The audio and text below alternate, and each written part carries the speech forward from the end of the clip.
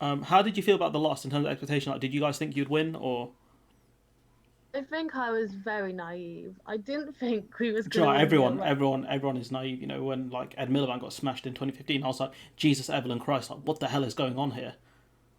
Like after 2017, and then I swear in like the last couple of weeks of the election, like it was quite disheartening at first, but in the last couple of weeks, more people started to really come around to our side, and there was really enthusiastic about a lot of the policies, like free childcare and the National Social Care Service and like the What's free uh, broadband. what's National Social I Care thought Service?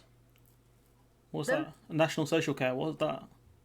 Just they was going to make a nationalized care service, like the National Health Service, so everybody could have care later in life. oh wow, oh I didn't know that. There were so many like policies and changes. I feel like it was just too many. Like I did read that they put it out as more of a 10-year manifesto rather than a 5-year manifesto, and like the I guess one of the issues Labour have had since 2008 is like people always have the mantra of, well, how are you going to pay for it? Like, you know, like where's this money coming from? And like it's not sustainable. And so like I feel like one of the issues like the Labour Party had was some of these things they didn't seem realistic because they didn't explain them, like free broadband. Like now we realize how important it is to have, you know, broadband in houses, especially during a pandemic. But I feel like back then people were like, well, you know, this is pointless. How are you going to pay for it? No one cares. You know, I have broadband. Who cares? Like, do you see what I'm saying?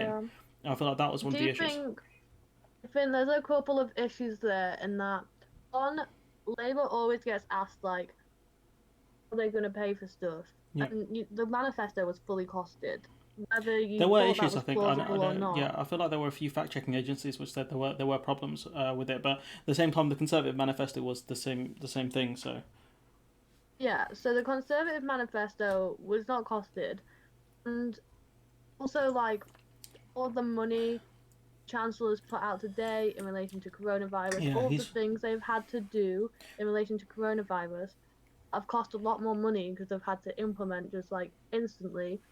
Labour was actually had costed planned for that would benefit everyone, like yeah. the free broadband stuff, Yeah, which we and do need now childcare. because there are a lot of kids who are poor, extremely poor, and don't have access to broadband, let alone a laptop. So how are they supposed to do schoolwork at home? And they've been incredibly, they've been affected even more than they would be usually. And so Yeah. that's heartbreaking to see. And I saw McDonald taking a bit of a victory lap over it, saying, who was the guy who said free broadband was a good idea? I was like, all right, John, mate, we get it. You were right. Enjoy your victory lap, mate. But you were right on this Yeah, one. I mean it's not a victory because we didn't win. It's a hollow victory. It's um, like those ones in football where you score and your team still loses. You're like, at least I scored.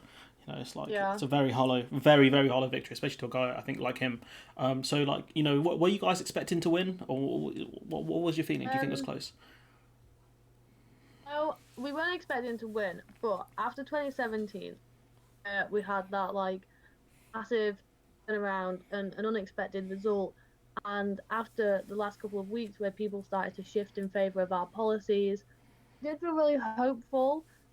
I think because we've had like 10 years of conservative austerity, and if it's affecting you or you know people that it's affecting, like is it's like a people are in a desperate situation to get out of austerity, to kind of be given a chance in life to get out of poverty. Like kids are literally starving in this country. So I just had like so much hope and optimism that after 10 years this was finally going to be a time, and like it was like a Christmas present, like labor for Christmas, and Yeah, going to implement all of these amazing things which will not only change the country, but will help change the world in terms of like climate change and international affairs. So when we lost by about 5,000 votes, I think it was in Northampton North, it was it was five really thousand? shocking. Yeah, something like that. It was really shocking, and it was also like I don't know how to explain it, but like a bit gross because the Tories were just like cheering. They cheered so loud and so hard at the news when that election poll came out, the exit poll came out, Yeah, and after campaign, our campaign was about ending child poverty, about bringing free social care to older people that couldn't afford it, about childcare so mothers can get back into the workforce and they don't have to like live a life of poverty where they've got no opportunities. The Tories cheering so hard at having won just really, really Yeah, like gross and disrespectful, I think. it reminds Like me of, I think in people 2017. using food banks everywhere and you're cheering because you get another 5 years to make more and more people have to use food banks. It reminds me of 2017 when they stopped the nurse pay rise from happening and they were cheering about it. Because I remember they asked Helen Watley about it and she goes, it's some sort of Labour trap. It's like, ah, yes, evil Labour trying to convince you to give nurses a pay rise. They got you there, didn't they? What a trap that was, you know. And I was like, come on, man! Like she's not the best minister. In all honesty, there's a real lack of talent, I think, among the front benches, and she's definitely her, or I think, and Matt Hancock are definitely a big representation of the lack of ability within the front benches. So Uh, how did you? Sorry, have you got something to say? that's okay. Let's carry on. So like specifically, like like I don't know how Sally dealt with it. Maybe one day I'll be able to get her on and talk to her about it. How did you feel specifically? To be honest, I was just drained. I had been up like 24 hours when they called the result, like 24 hours straight. I had eaten 4 biryanis that day. I How just, much? How many cans of Red Bull did you have? I probably had like 4 energy drinks, Oh my god, five trays of biryani. that's that, It's that just been up for that's a 24 bad hours. recipe for your stomach. That is so much acid. Yeah, so I was just like, I remember being so delirious at the election count. Like I couldn't even really process the result. Like months of campaigning, months of stress, and then after 24 hours, I was that delirious. I think I was just laughing at nothing. I was just walking around like deliriously laughing. I slept for like 24 hours the People probably next thought day. you were drunk or something like that. Yeah, I wish I had been. It would have helped deal with it a bit more, I Uh, think. um, But no, I was completely sober, delirious, and I think everybody was obviously a bit upset and disheartened, but main thing was I was just really excited to sleep. I had worked so hard during the election. I think I had like via lack of sleep catching up with me. yeah, And then it was it after does catch that. up. And honestly, still now, you can see it within the whole Labour Party and all of the supporters and everyone I know.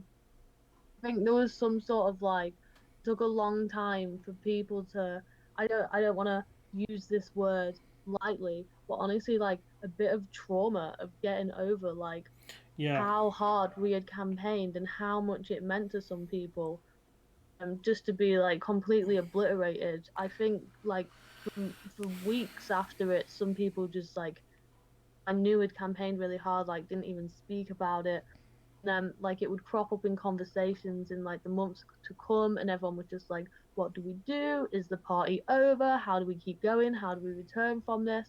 It was like really hard to kind of interpret all of the different things and emotions that had like caused this result. yeah. I felt like there were real issues with the Labour Party. There was obviously a lot of different people with a lot of opinions, a lot of I think bad opinions, and I'll just reel off a few before we move on to the next question. I think if that's cool with you. Go ahead. Okay, so I think fundamentally what people didn't realise was a how unpopular Corbyn was amongst the electorate, and whatever your reason is, or because the media are against him. Like apart from I think Tony Blair, the media have been against the rest of the Labour leaders. I think probably Brown. I definitely know Ed Miliband. Definitely he had a harsh. They treated him very very badly. They even infiltrated his dad's funeral or something like that, and obviously the whole bacon sandwich fiasco. And do you want Yes. And stability? anti-Semitism on the Yeah, front page. who was what was it? Chaos with Ed Miliband or something like that. And I was like, please Ed, please bring chaos, please. And people fundamentally like in 2017, people were like the reason why we did so well is because the Brexit policy was what was it like a second referendum or something like that, or I can't remember what it was, a policy in 2017. No, it was pursue the Labour Party will pursue its own Brexit deal and then have a referendum on that, something like that, right, in 2017. And then Yeah. 2019 it was pursue a second referendum, and then people like Grace Blakely were like, well, this is the reason we lost. It's like, no, the reason we lost is you fundamentally didn't understand. There was a massive shift from Theresa May, who looked very weak by the end of her tenure. Like she came in looking very strong as the former Home Secretary, the person who was a massive underdog in the leadership race. And people thought she was, the new Thatcher, the new Iron Lady. Then you realise actually she's more made out of a much softer substance, effectively, and she went out not with a bang but with a whimper, and then you had Boris Johnson come in with a wave of energy, and people fundamentally misunderstood how much more charisma and energy Boris Johnson had, and how much people in Britain like that charisma and energy. You see that in sport as well. Just one second, just turn the light on. People see that in sport, the ones that the English fans typically prefer, the ones who work hard and run around a lot more, rather than the ones with a bit more finesse. And so I feel like Johnson just had the energy, and that's the thing. A lot of people, even me, I'll throw myself in there, misunderstood that this was a completely different animal to Theresa May, and that by not understanding that, rule 101 of any conflict is understand the person you're up against. And I think the Labour Party and a lot of people within the party, I'm going to mention her name again because she's the one I can think of specifically, because she was on Twitter and she was on doing the press rounds, talking about it, Grace Blakely. Like, I think she and other people fundamentally misunderstood, this is a completely different opponent and you played the same cards as last time, and that's one of the reasons why you lost.